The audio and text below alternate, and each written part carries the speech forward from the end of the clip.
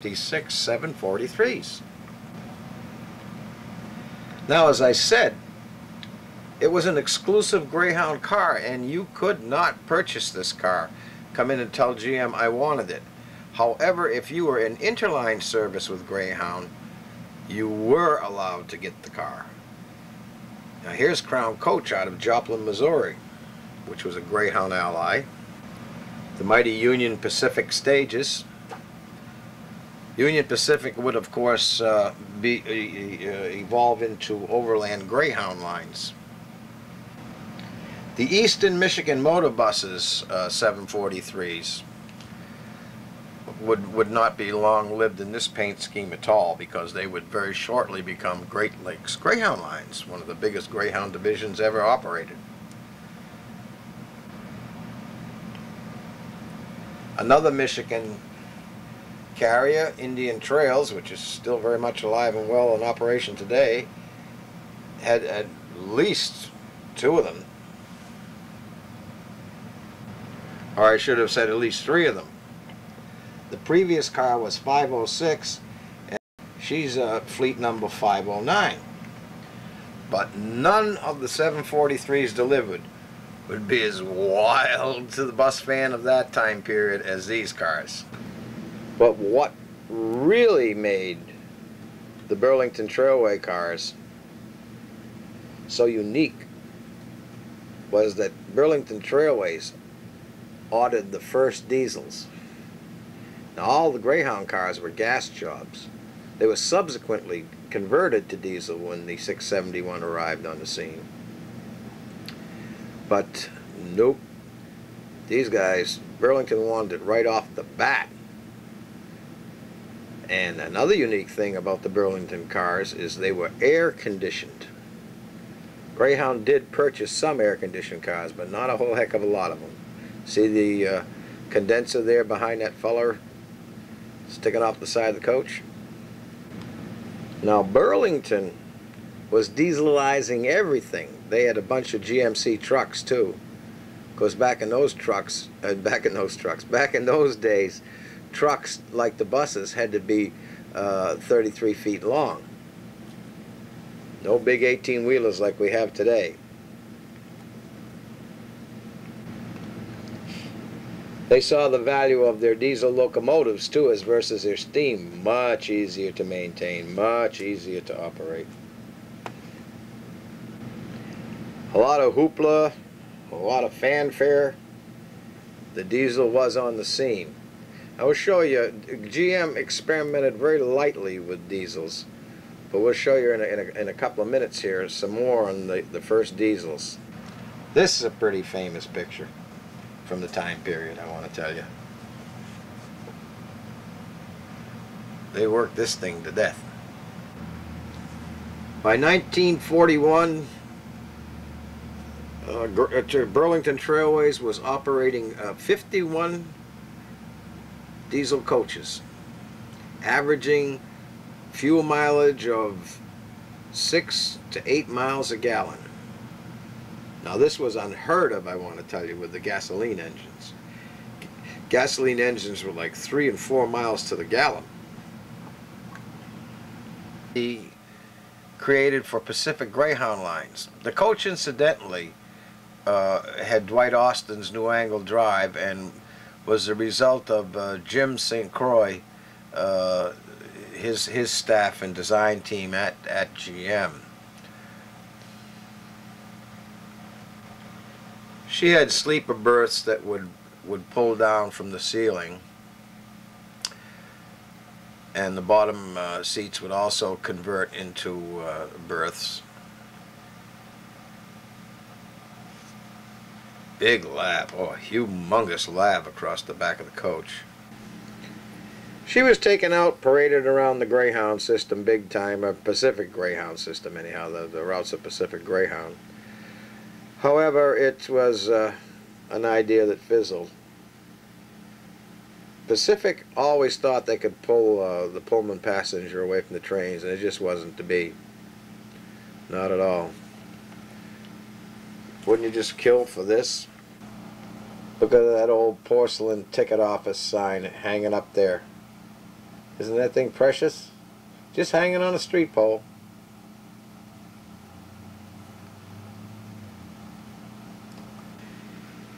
Of course, as the 743s and the 719s began showing up alongside the engine forward Z series,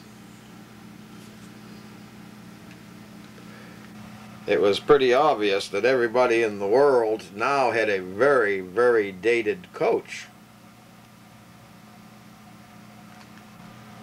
I mean, even the Streamliner, which was being produced at the same time as the 719s and the 743s, and I remember now, the industry outside Greyhound could not purchase those cars. So, the logical assumption, did they not have a beautiful car, a big heavyweight, known as the 740 in the transit field? Okay, let's make a 742. Thus, the very beautiful 742 inner city car was born. Now, there was a very, very serious problem with the 742, though. That was the fact that she didn't have the height the 743 did, and thus could not sustain the underfloor baggage. So she was still loaded from the roof. The major operators of the time, other than Greyhound, jumped on board it, though. Oh, however, though, let's not forget, Greyhound was not prone to having an inner city coach in production that they couldn't at least evaluate. So 742s, yes, Virginia, Ohio, Pennsylvania, and California, they did come on board the system. Here's some old Penn, Ohio coach cars that are at the end of their life. Well, it wasn't Penn, Ohio anymore. Greyhound bought it, they changed the name, but they were bought brand new. Not these particular cars here, maybe, but there were operations that bought them brand new. So successful was the campaign of turning a transit coach into an inner city car that they did it with some of their smaller pieces as well. Thus, the little 739, she would be, again, completely converted and would emerge as a power car.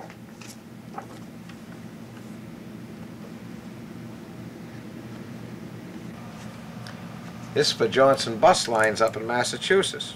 Now remember, if they had trouble putting under bay baggage space in the 740, which this was only two-thirds or maybe even half the size of a 740, they would, of course, have to go back to the roof. So like her big sister, the 742, there it was. Still had to get the bags up there and tarp them down during bad weather and tie them down, of course, otherwise they'd just bounce. As I was saying, otherwise they'd just bounce out of the bus. Hey, if you're a bus collector like I am, of memorabilia and all that kind of stuff, here's something. Back in those days, the late 30s, you didn't put an ICC number on the side of the bus. You had to physically buy a plate from the ICC. So if you know any license plate dealers, or you bump into one of these things in the flea market, scoop that thing up. That is a very, very desirable collectible. Now, speaking of small buses, Public Service of New Jersey had an interest in this here new diesel too. Now once again, their nemesis twin coach was years ahead of them in the diesels. And it was, I mean, nothing more than a very logical assumption that one would think the transit industry really needed diesels. Listen, and just if you really think about it, it's a meteoric rise. I mean, just a little bit over 10 years ago, this is what the cars looked like. GM was, oh, they were stealing the thunder. They were stealing the thunder big time. Before we close out this segment of GM Transit Coach building, there's one car we really do have to light on. A very unique all-service vehicle. Now, she all may look like a trolley coach, but you can haul the wires down, turn the engine on, and run the traction motor, and she'll run under diesel power. They were dubbed Yellow Coach 729s. And Public Service in New Jersey bought the vast bulk of them, 195, because Public Service in New Jersey wanted away from those streetcars something awful. They were breaking their back. Trolley cars were, of course, very, very expensive beasts to maintain. And the bus, well, I mean, 1/10 of the maintenance. So the old trolley car, she was doomed. So the all-purpose coach was really very, very ideally suited to public service because they had all of this private right-of-way for streetcars. The catenary was in place, and thus, for many years, you could see the all-service vehicle running around the public service system. But of course, she was slated to go by the wayside too, because I mean, her catenary was expensive to maintain and keep up. I mean, a good thunderstorm and a fallen tree. But of course, these buses here, remember, could just drop the poles, start up the diesel, and ride around it. Now, the really odd thing is that in this day and age, Seattle is trying this again with some Italian-built all-service vehicles. When the bus goes underground to the station, they put the trolley wires up. You can see that in one of the IBC ongoing video news magazines called Bussin' Round. Now, meanwhile, back at the ranch, the think tank, the design aspect of Yellow Coach, still not named GM yet. Something else was going on, something extraordinary, something that would forever change the face of the American transit industry. As much as the flat-nosed bus sealed the fate of the engine-forward transit, this little girl would impact, I mean, well, you know what's coming. I don't have to tell you. The first monocoque transit coaches, we would all come to know as the old look today. 1940 she was born, although production had started much earlier than that. Design mock-ups and engineering was going on as late as late 1938 and all during 39. And thus, here she was, the TD 3201. She would grow to become the TD 45, was it 4501, I believe it was. Now this is when the numbering system that most of the bus fans of today know. See, TD stands for Transit Diesel. I'm sorry, that's a 4502. Pacific Greyhound Line Suburban. Now, PG would be Polar Gas, or PGG would be Polar Gas Greyhound, or PDG would be Polar Diesel Greyhound, or just the PD would be Polar Diesel. By now, the diesel was here to stay. All the TD 3201s and henceforth they would remain diesel. Although there were still gas powered. I'm leading you astray here. Again, I told you I'm not a professional narrator, but there were some smaller coaches still available in gas. Now this is a big sister here. This is the 4500 series. This is the bigger car.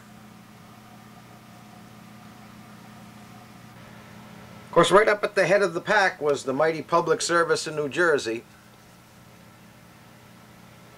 This was perhaps, I dare say, one of the prettiest liveries that ever existed on buses when public service was in their red and cream and silver period. Why they ever went to the battleship gray? Well, I know why they went to the battleship gray. They got it during the war, which is coming up shortly here, and then they found the gray paint was among the cheapest and easiest to maintain and whatnot. So, but there was a serious problem with this car, a very serious problem. At night, when the coach lights were on inside the bus, the reflections were horrendous. I mean, dangerous on the windshield because of that flat windshield. You'd think that engineers could see that stuff, but they're kind of a flaky lot. They put it on paper, and of course it's going to fly.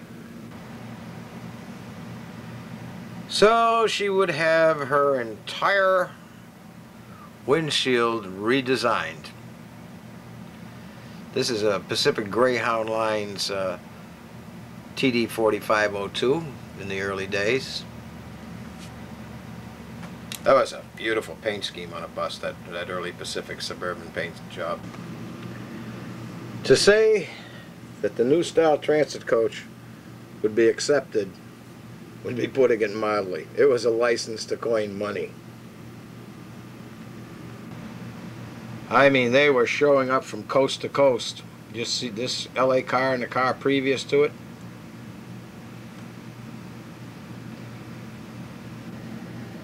Now they indented that window at 24 degrees, and that took care of the reflection problem and the danger at night of driving the coach. Initially, some of the early ones, as you can see here, had a little hook to them. It would become less pronounced until finally, the window that most all of us knew and or were acquainted with, unless you're considerably older than I, this is the way the windshield ended up looking. The little hook is gone. These two cars, of course, are Pacific Electric. Out in LA. Actually, these two pictures here look like they were shot in Hollywood. The mighty Pacific Greyhound bought it. As you can see, she was made available in single door as well as rear door.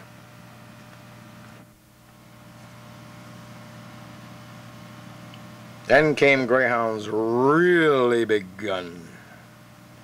Now, they had no longer produced, just in production the 743. Then in 1939, this appeared at the World's Fair. A 33-foot PGG 3701, which would be affectionately known as a Silverside. This one, as a matter of fact, even has a 1940 World's Fair sticker still on it. Of course, in the cities, 35-foot buses were meeting with great success. And no sooner had this guy come out with all the fanfare, and I do mean fanfare, there was plans underway for a 35-foot version. Now this was just late 1940. Of the PGG 3701, remember, Greyhound had yet not swung over full-time to diesel. there would be 140 of them built. Very easy to discern by this passenger window here. It's long, and the lack of any air vents here from her bigger sister, which you'll see in a couple of seconds. She was a winner from any angle. Now again, this was an exclusive Greyhound car. You could not purchase this bus off the shelf. You had to be friends with Greyhound. If you remember the Burlington Trailways 743s, well, that's right. Burlington Trailways ended up with the PG 3701. The Burlington cars after the war would end up at Trailways of New England, and I had a lot of seat time in these guys right here. By the way, I forgot something. The Burlington cars were delivered as diesels. They were PD 3701s. Now, this is the big sister, the first version that came out in 1941, the 35-footer. A little later in years, but nonetheless it is one. Pennsylvania Greyhound lines. Now this is a Richmond Greyhound lines 4101. Now note where the air condenser is for the air conditioning. It would not end up there on her sister that followed behind her, the 3751. It would be placed midships. Now again, remember, the first passenger window on the 33-footer shown here is elongated. And as her big sister, the 35-foot 4101, her condenser, although this one's closed in, would be in the first baggage bay. Then would come the 3751, PDG 3751. Now you'll notice the air condenser has been moved. The 3751 was also a 35-foot car. The 3751 is, of course, the primo Greyhound car, and would be the one produced in the most quantity. 1,643 of this series would be produced. And there was another one even, a 4151. For many operators in the late 50s, when Greyhound would release these things in quantity, they became their first diesel coaches, much like another GM coach you'll see coming up shortly.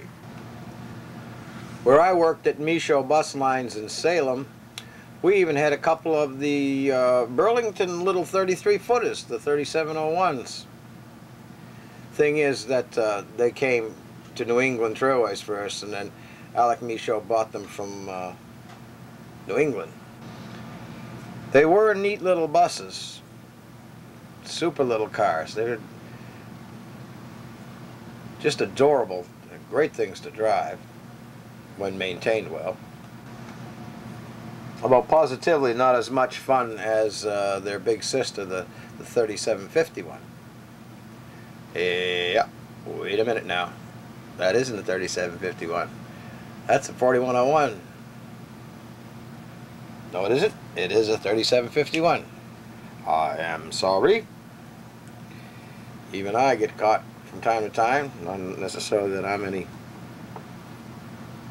carved in the wool historian. Now here's a rare little fella, 3701, owned by Crown Coach Company of Joplin, Missouri. Leaving Kansas City here on our way to Springfield. Remember, you couldn't buy this car. This was strictly 100% a Greyhound vehicle. So that meant, now when they brought out the 3701, the PGG 3701, and then eventually the PDG 3701, Power Diesel Greyhound, that meant they had another hole again.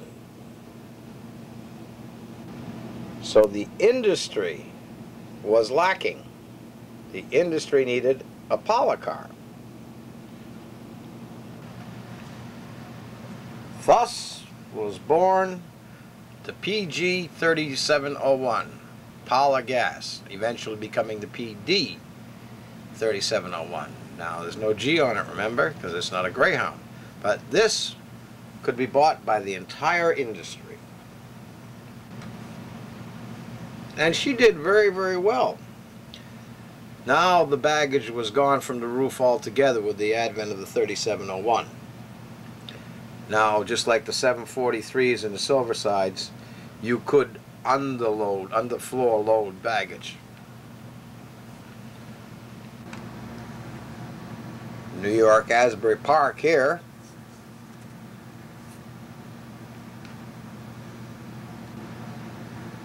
Well, looking like it's a trailway car, it really isn't. It's just painted that way. This is Reliable Bus of New Jersey, who did a lot of second section work for trailways from time to time, Safeway trailways. After the close of the war, some of them would be gussied up, and they'd serve, in some instances, well into the 60s. There's a super service in New Jersey, and you can see here, they put 4103 silver siding on her. Now, of course, there was another niche yet to be served. The Flexible Corporation had their little small clipper doing exceedingly well, so GM would bring out this little girl here. She was the PG 2505. Now, also, like the transit coaches, she was born with a flat windshield.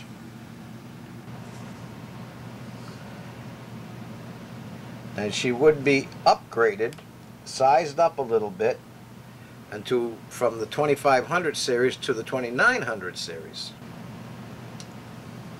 Again, still carrying that flat windshield. But that would be addressed momentarily because they wanted to sell this car, and they wanted to sell it big time. And the raking of the window at an angle, the windshield at an angle on the transit coaches was so successful, they just naturally assumed that this would be successful too,